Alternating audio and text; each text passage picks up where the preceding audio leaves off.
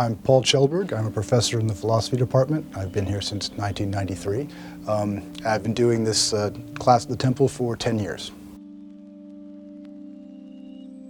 So I wanted to kind of create a class where people could at least learn that it was possible to do without things. Not saying they should, not saying they have to, but just to realize that a lot of the things that we normally think of as necessary features of our lives are in fact optional, and things that we could change if we chose to. It's a January class, so it's a 3-week class.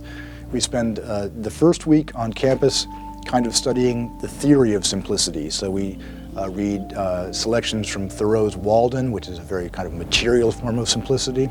We read the Tao Te Ching by Lao Tzu, which is a kind of a spiritual or intellectual simplicity. So then, having kind of studied the theory of simplicity, we go and we spend a week at the Shilai Buddhist Temple, which is right over the hill.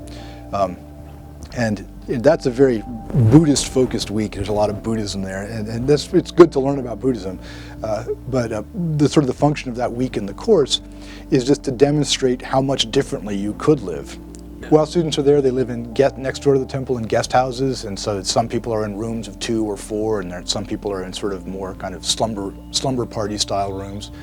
They wear robes the whole time. They go and do some yoga, and they meditate for a little bit. They have breakfast. The meals are typically silent.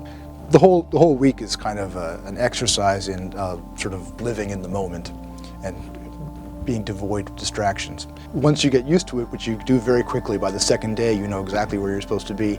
It means you don't have to worry about all these questions. Where should I go? Who should I talk to? Where should I stand? There's always an answer to that question.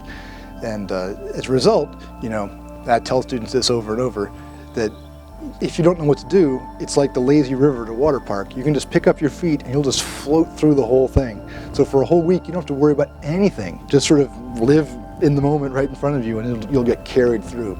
There's typically one whole day of silence that they call intensive meditation. And that's hard for many students, easy for some. But once they get over that, people typically find that they've sort of gotten to a new level, both in themselves and also in their interactions with others. And then eventually the retreat closes and we come back home. When you come back to a very different world, and it's almost as though, when you wake up in the morning and you've had a really weird dream, it's very vivid, but as time passes it melts away pretty quickly.